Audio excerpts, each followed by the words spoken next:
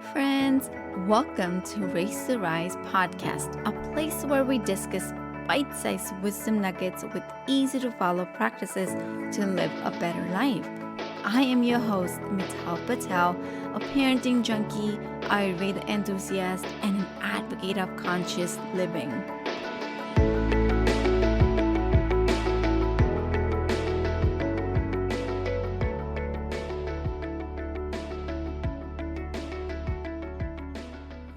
We all have heard this term big feelings, big emotions, help your child process these emotions. But how do we do it and what do we say in those moments, right? It's hard when we were not helped in, processing our emotions. It's hard because we don't know how to help other person, how to help, our children to process these emotions. So that's why we are doing this emotion series. So last week we talked about what to say when your child is feeling angry. And today, because that's like tried and tested phrases that I use in my parenting with my 5-year-old when he feels angry. And today I want to share some of the phrases that we can use with kids when they're feeling anxious. Yes, it is so normal for our children to feel worried or anxious from time to time, such as, when they're starting school or when they have a new project coming up or, we're moving to a new area. We've experienced this in last couple of years, especially during the pandemic. I have seen my son, my older one, experiencing anxious thoughts, racing thoughts, and the behavior, and how it was so hard. But I was also glad that he had a term. But what if the kids who doesn't know what they feel, they don't know how to name it, then how us as a parent can identify it. So it's so important. So if you're a parent who don't know what your children, if your children are feeling anxious or not, in today's episode, I'm going to share what it looks like when a child is feeling anxiety or, worries about certain things or certain events that are causing this anxious behaviors.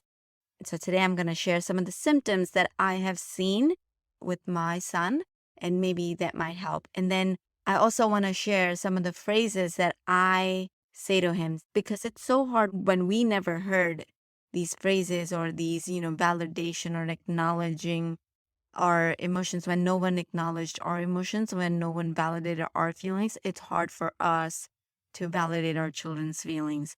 Right. So today I'm going to share the symptoms of anxiety, what it looks like with our children, and also some of the phrases to say to help them process the feelings and move forward instead of entertaining and instead of, staying stuck in that feeling. So what it looks like when your child is going through anxious pattern. So it could be that your child is finding it hard to concentrate, not sleeping. This is a big one. This is what showed to me that he is feeling anxiety and he's probably worried about something. My son goes through this whole restlessness and he is having a hard time sleeping and they even wake up with bad dreams. We have a whole habit in our house where especially me and my older one because we're the one who gets up early in the morning, and so we'll share how was your sleep, what was the dream like last night and stuff. And so he had a pattern that he would have like these lucid bad dreams that he was kind of scared of, and he was also having a hard time sleeping. It could also show up as they're not eating properly, like they're losing their, appetite. It could happen that they're quickly getting angry or irritable, they're feeling so frustrated on just like little things are like annoying them. Or it could show up as, they're constantly worrying or having these negative thoughts, like they're stuck in what if. And you can actually call out these things when you're having conversations with them. It could also show up in feeling tense or fidgety or using toilets too often or crying abnormally, like more than what they usually cry about, or being clingy. They just, want to be around you. They're just asking you to be around them. They're complaining about the body aches and feeling unwell. So there are so many symptoms so many signs that are visible when your child is feeling anxious. And so when my son was going through, I noticed that he was having a hard time sleeping and he was just, using restroom a lot. And this happens at night because of so many things, right? So one of the thing this happens to him is when there's an event coming up. So for example, he had a science fair and he knew he had 14 days to finish this project. And so he was just so anxious, but it also could be like sometimes anxiety can show up as excitement as well. So because our body is feeling that they both show up as same signs. So you also want to be mindful that you don't just label it as anxious right away. You ask around what's happening, what's coming up, what is that thing that's you're excited about, or is it that you're anxious about? So let them identify it. Don't put a label on it and don't diagnose it right away. These are some of the like guidelines for us to go through, right? So we don't want to label our child like, oh, you're anxious. No, let them know what they're feeling. So, are you feeling anxious? There's a difference when we say you are anxious and are you feeling anxious. When we say feeling anxious, that means we're identifying the feeling. And when we're saying you are anxious, that means we're labeling them. We don't want to label our children. So, these are some of the symptoms that you might see when your child is feeling anxious or worried, or, even could be excitement. So now, once you identify, how can we go about? How can we help our child process these big emotions? And how can we move forward? As a coach, I really believe that, it's about moving forward. And when we fail to move forward, we kind of we kind of entertain our big emotions or, the past, and we ruminate in it. And that's when things get muddy. And then that's when the therapy comes in. So it's always better to move forward, like process it, move forward, process it, move forward. Of course, you're not going to win at the very first time. And it's not about winning or overcoming, it's about breaking through it. And once you know the steps, if it comes again, you know how to deal with it. So I want to share now some of the phrases that you can say to your child to help them process. My totally favorite one is I always say, first I'll help him identify what he's going through. And I know when my son was going through science fair, he actually said like, Mama, I'm feeling anxious. And then one of my first thing was say, must be feeling hard, right? And I know it's hard. It's hard to wait for your science project. It's hard that you're worried that you're not going to be able to finish up with your project and all the details. And I kind of understand your feeling and know that it's okay. It's okay not to be okay. And it's okay to feel anxious and excited at the same time. So, like, acknowledging and validating. So, acknowledge that you know that this is hard. I know it's hard, and I know we can do it together. Another thing you can say is, this sounds hard, but we're an unstoppable team. Let's do it together. Let's figure it out together, right? So, acknowledging again and validating. Then, another favorite thing is I always say, tell me more about it. Where does it feel? Like, how does it feel? Or what's happening? And then pause. Give them a space to open up. Give them a space to share what's going on. And chances are that you might not even need to say anything after that, because by saying it out loud, it might help them process it better. Another thing you can say to them during this time is, you're not alone. We're in this together. You're not alone in how you feel. I'm here with you. You're safe and I love you. Right? Again, acknowledging, validating, making sure, giving them the safety net, making sure that they feel safe and letting them know that they're safe and you're with them. We're a team. Another thing, if they're having a hard time identifying it, you can say, can you draw it?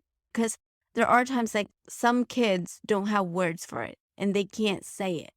Let them draw it.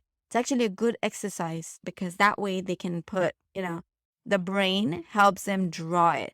So they might draw sad faces. They might draw, even if they scribble, whatever comes out as them, it might help them identify better.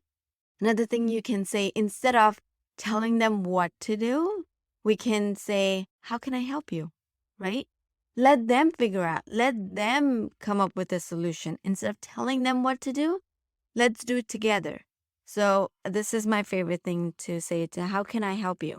And if you think that nothing is helping and they are like, they're like on a wheel, like a hamster wheel going around, and around, because I have witnessed my son just keeps on going on a same pattern and he'll just keep repeating same thing again and again.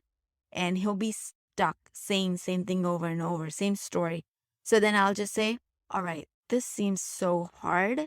How about we write down a list of things that you are grateful right now? And this can help them break the pattern and focus on what's happening right now. So like, you can just say, can you write me 3 people that you really love? Or can you write 3 of your friends' name who are there for you? Anything. Make a list, give them a list of all the people they love. This can help them break the pattern of that hamster wheel going in that negative pattern and be grateful. And it can shift, the frequency or the energy, whatever you want to call it. So it can help them pull out of the pattern. Another thing that you can do is you can add a play element. So like, hey, let's pretend we're blowing up a giant balloon. This is actually a mindful exercise where, you are asking them to like breathe first and then you blow out. So this can also regulate. This is a self-regulation, regulating the nervous system. Because when we're feeling anxious, our brain is into like a freeze or, flight or fight mode. And so our nervous system is feeling attacked. So in order for us to come into feeling calm, we have to regulate our nervous system. So you can add a play element. Or another thing is like when you don't even know how to tackle it, we can say, all right, this seems really hard and tough. How can we do this together? Let's learn more about it together, right? So, because you don't have to know the answer all the time. And it's possible that you don't know the answer and you don't even have to pretend that you know the answer. It's important for you to model that you don't have the answers for everything and we're here to solve it together. Let's find the solution together and let's move on together. So these are some of the things that I have tried and tested and it has worked for us. Disclaimer, it might not work for you and it might not work the first time. Don't give up. Right? As a parent, the most important thing that we can do is model by not giving up. We can do it together. It's hard. It feels hard because it is hard. So next time when your child is finding it hard, difficult, they're feeling anxious or they're feeling worried, whatever they're feeling, whatever they're going through, first step is to help them identify it, right? Let's not label it, help them identify it, and then process it. Process it by supporting them. Instead of telling them what to do, oh, do this, do that, you might feel better. Instead of doing that, let's help them process it. Let's do it together. So identify it, process it together, and then move forward. That's it for this week's episode of Race to Rise. Be sure to sign up to our email list at risewithmittal.com and join us again next time for more wisdom about life, kids, and everything in between. I am Mittal Patel, wishing you happy raising and rising.